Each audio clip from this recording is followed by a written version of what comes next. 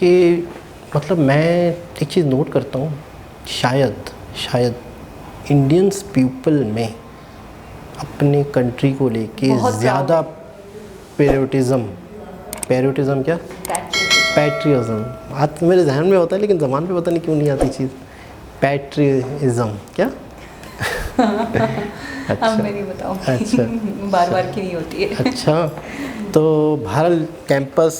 अस्सलाम वालेकुम, नमस्ते, सत श्री अकाल। कैसे हैं आप लोग? उम्मीद करती हूँ ठीक होंगे, खुश होंगे। मैं हूँ अतीक अली और मेरे साथ हैं तारिक न्याजी। अस्सलाम वालेकुम, नमस्ते, सत श्री अकाल। उम्मीद करता हूँ ठीक होंगे, खुश होंगे। दोस्तों, जहाँ रहें खुश रहें, माँ बाप का ख्याल करें, क्योंकि माँ बाप हैं तो सब कुछ है। आज की हमारी वीडियो बहुत ही स्पेशल। आज की हमारी वीडियो है LBSNAA कैंपस टूर। बहुत सजेस्टेड है ये वीडियो को, और इसकी फुल फॉर्म क्या है तो अभी हमें नहीं पता है। वीडियो देखते हैं। So let's start.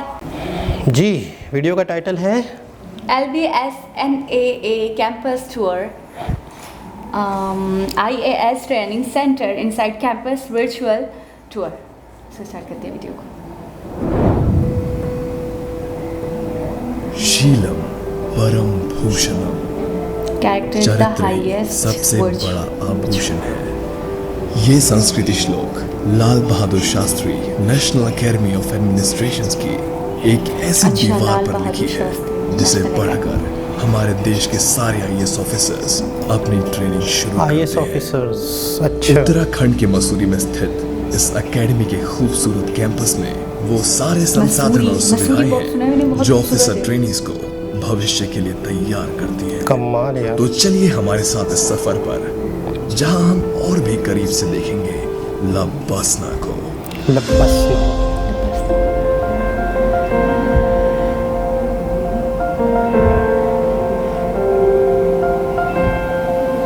Virtual entrance gate से अंदर बढ़कर सबसे पहले हम पहुंचते हैं रिसेप्शन पर, जहां पर आप अपना नाम और पर्पस ऑफ विजिट बताकर पूरी जानकारी ले सकते हैं।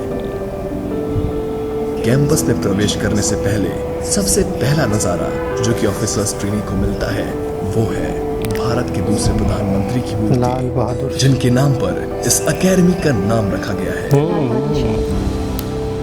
कमाल है। इसके बाद हम पहुंचते हैं सरदार पटेल हॉल के सामने। यह एकेडमी की सबसे पुरानी बिल्डिंग्स में से एक है और यहाँ ऑफिसर ट्रेनीज अक्सर अलग अलग सेशंस के लिए आते रहते हैं। मेन कैंपस में पहुंचने से पहले आता है डायरेक्टर्स ऑफिस। इस ऑफिस में लब्बासना और उसके कैंपस से जुड़े सारे इंपॉर्टेंट डिसीजंस लिए जाते हैं। ये भी कैंपस की सबसे पुरानी बिल्डिंग्स में से एक है और 1959 से लेकर लब्बासना के सारे डायरेक्टर्स का ऑफिस यही रहा है।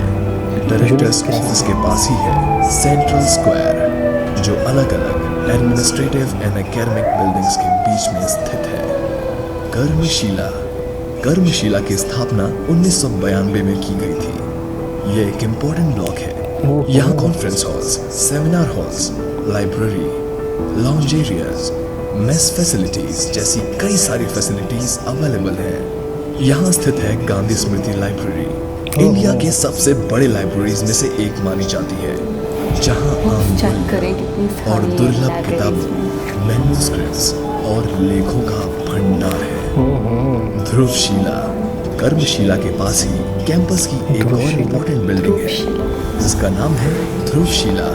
ज्ञानशिला की स्थापना से पहले ध्रुवशिला ही लब्बासना का एडमिनिस्ट्रेटिव ब्लॉक थी और राज भी यहाँ कैंपस से जुड़े फैकल्टी मेंबर्स की ऑफिसेज हैं। 4 लेवल बिल्डिंग पास में है। 4 लेवल बिल्डिंग जिसको रेनोवेशन से पहले लैंग्वेज ब्लॉक के नाम से जाना जाता था। लैंग्वेज क्लासेस के अलावा OTs यहाँ के हॉल्स में तरह तरह की एक्टिविटीज, इवेंट्स और एग्जीबिशंस के लिए आते हैं। इस बिल्डिंग का नाम 4 लेवल होटल के नाम पर रखा गया है, जो यहाँ 1984 में लगे एक भीषण आग में झुलस गया था। पर उसी त्रासदी के बाद रेनोवेशन करा के ये खूबसूरत कॉम्प्लेक्स तैयार किया गया और आज यहाँ कई सारी नई इमारतें खड़ी की गई हैं। Kalindi guest house central square से थोड़ी दूरी पर लब्बासना का मेन गेस्ट हाउस है जिसका नाम है कालिंदी। इस कॉम्प्लेक्स में सीनियर विजिटिंग फैकल्टी और एकेडमी के गेस्ट के रहने के लिए सारी फैसिलिटीज अवेलेबल है। संपूर्ण आनंद ऑडिटोरियम। संपूर्ण आनंद ऑडिटोरियम लबासना का एक ऑडिटोरियम। इम्पोर्टेंट हिस्सा है। क्या यह खूबसूरत लबासना की सबसे आर्किटेक्चर। ऊंचाई पे बनी इमारत है। अल्लाह, इस इतनी ऑडिटोरियम में 450 से भी ज्यादा लोग एक बार में बैठ 450 सकते से ज़्यादा हैं। लोग एक साथ ट्रेनीज के सारे कल्चरल और एंटरटेनमेंट Lectures प्रोग्राम्स वगैरह। जैसे कि वाह। फिल्म स्क्रीनिंग, फेस्टिवल सेलिब्रेशन और बाकी सभी इम्पोर्टेंट फंक्शंस इसी ऑडिटोरियम में होते हैं। कई कोर्सेज के इनॉग्रल और वैलिडिक्टरी फंक्शंस Okay. यहीं कंडक्ट किए जाते हैं। एएन झा प्लाजा लबासना का एडमिनिस्ट्रेटिव ब्लॉक। ज्ञानशिला पहुंचने से पहले हमारे सामने आता है एएन झा प्लाजा, जिसका नाम अकेडमी के पहले डायरेक्टर श्री आदित्यनाथ झा के नाम पर रखा गया था।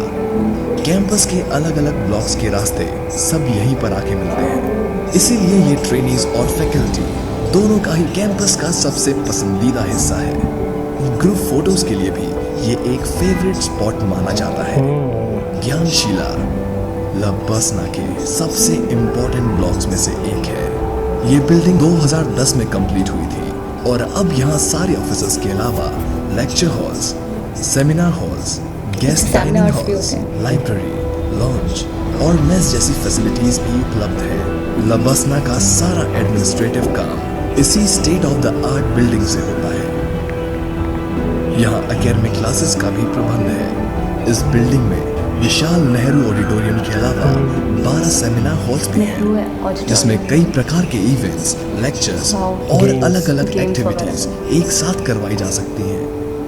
आधारशिला, जिसमें एडमिनिस्ट्रेटिव और एकेडमिक एक्टिविटीज होती हैं, ये लबासना की सबसे नई बिल्डिंग्स में से एक है। आधारशिला में 4 लेक्चर हॉल्स के अलावा कंप्यूटर लैब्स भी हैं।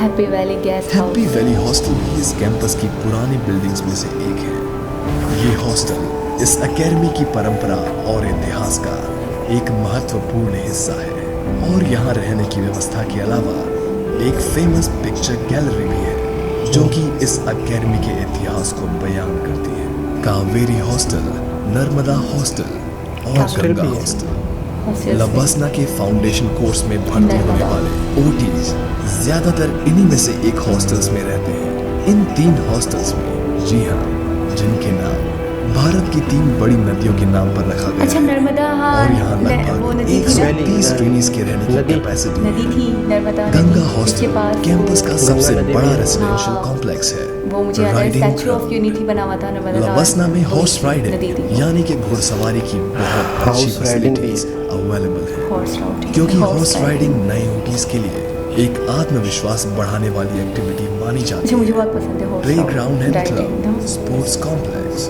इतनी एक्स्ट्रा करिकुलर Sport के complex भी। अलावा लबासना में Club है एक बकायदा। स्पोर्ट्स कॉम्प्लेक्स भी है, जहां वर्ल्ड क्लास फैसिलिटीज अवेलेबल है।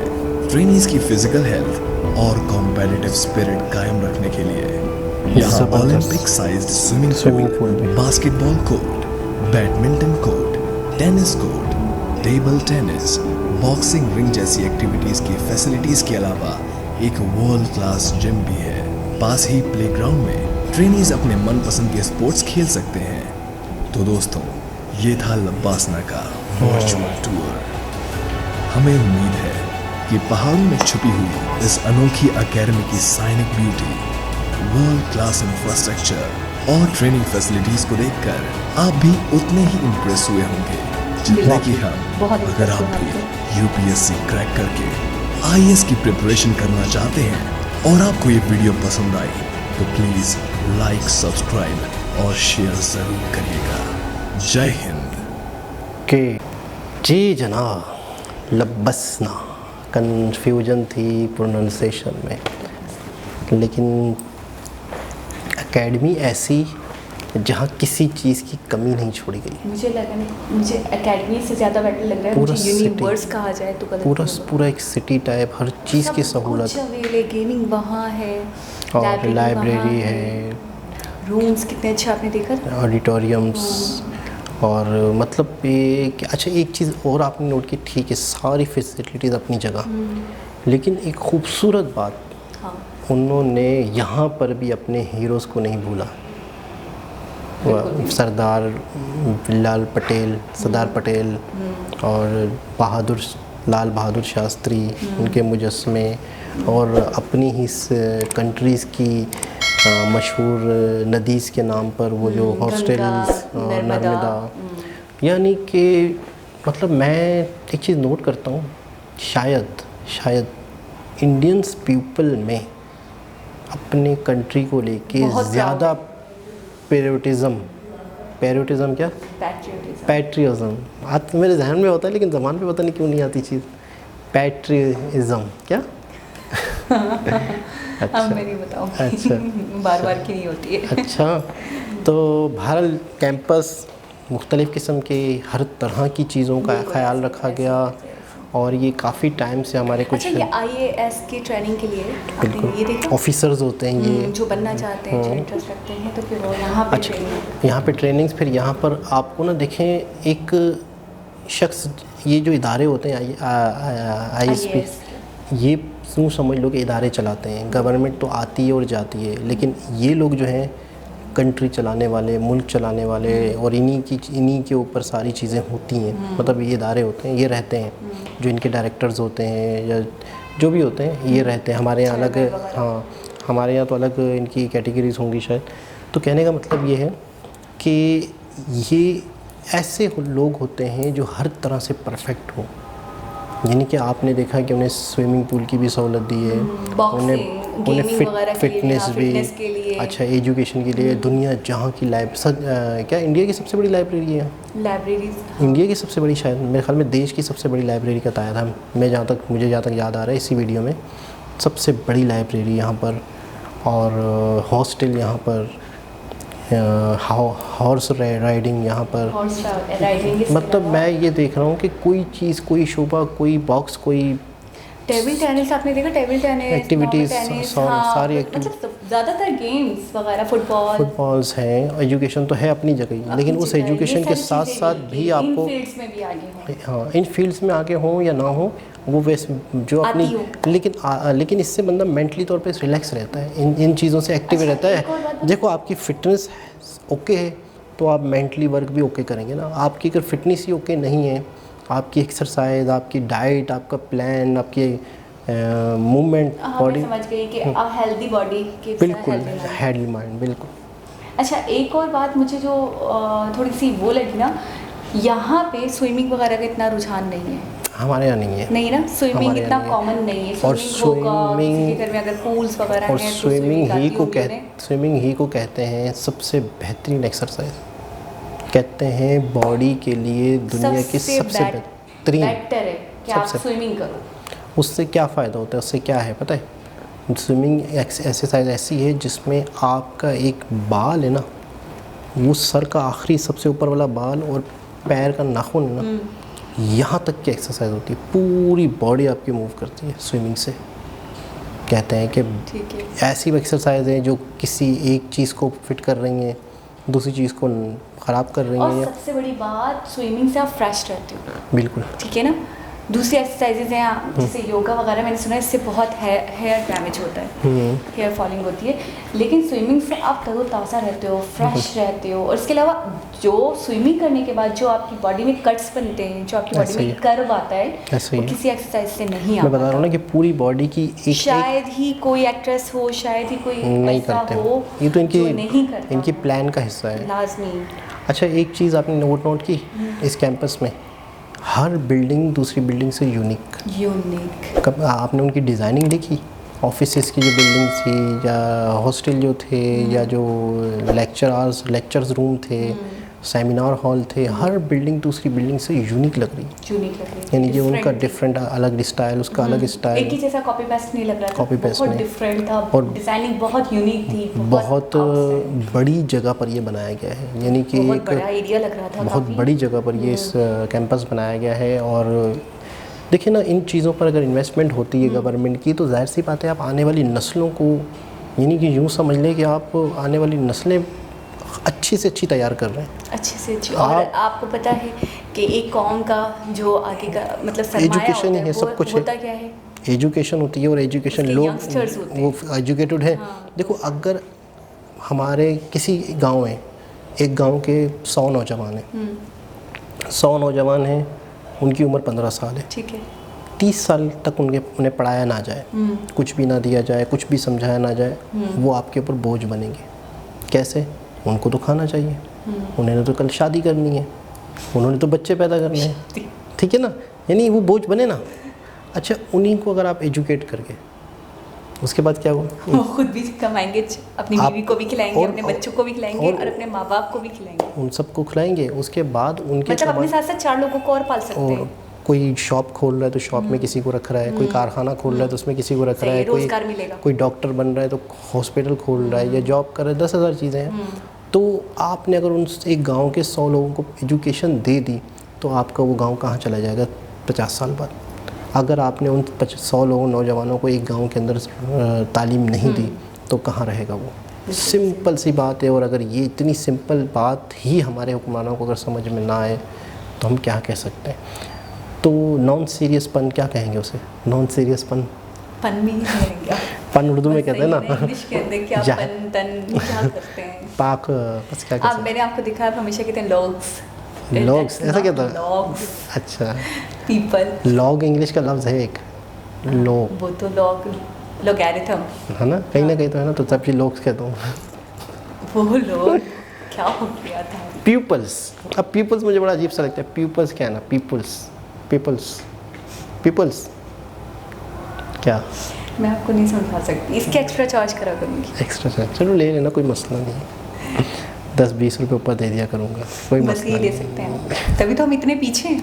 हम कहाँ पीछे कंजूस हैं? हैं आप। नहीं नहीं, ऐसी तो कोई बात नहीं। आज देखो वैसे आपने, मुझे जो बात है, मुझे ये कैंपस बहुत पसंद आया, मेरे हिसाब से तो आउटस्टैंडिंग था, बहुत किसी ज़बरदस्त। चीज़ की कमी नहीं थी। और मुझे ये कैंपस के अंदर ऐसा लगा कि हर चीज़ है, आपको कुछ भी बाहर जाने के लिए मतलब अवेल करने की ज़रूरत नहीं है। बाहर मेरे ख्याल में कुछ चीज़ें कवर नहीं हुई हैं।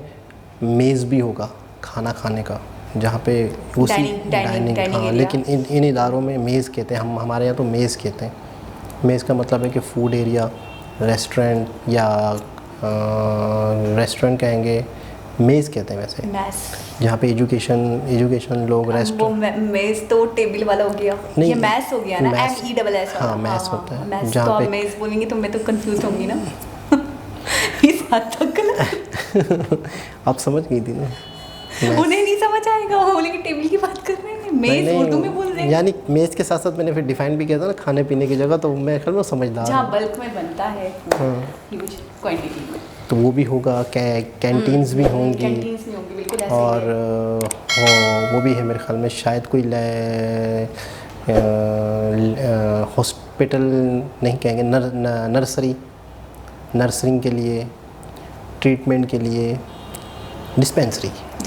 डिस्पेंसरी भी होगी, क्योंकि यहाँ पे लोग रह रहे हैं, तो खाना पीना, बीमारी, ये सारी चीज़ें साथ इंतजाम होगा, सब कुछ अवेल होगा। ये भी है, कुछ चीज़ें कवर नहीं हो पाएंगी। तो एक छोटी सी वीडियो में चंद चीज़ें कवर की जाती हैं, लेकिन बहरहाल कैंपस बहुत अच्छा लगा। अच्छा, ये तभी इतना सजेस्ट किया जा रहा था हमें, आप देख रहे थे, नॉन स्टॉप सजेशन था इसका। बिल्कुल ऐसा ही है, और वाकई हमने नहीं देखी है इस टाइप का कोई कैंपस आज से पहले, हमने तो नहीं देखा इस टाइप का, ना पाकिस्तान में देखा मैंने, जहाँ पे हर चीज़ ऐसा नहीं देखा, हॉस्टल से लेकर हर यहाँ पे चीज़। ट्रेनिंग दी जा रही है और इस तरह की फैसिलिटीज़ दी जा रही हैं, कमाल। तो दोस्तों, उम्मीद करते हैं आज की वीडियो भी आपको अच्छी लगी होगी। दोबारा किसी और वीडियो के साथ आपसे मुलाकात होगी, जब तक के लिए अल्लाह हाफ़िज़।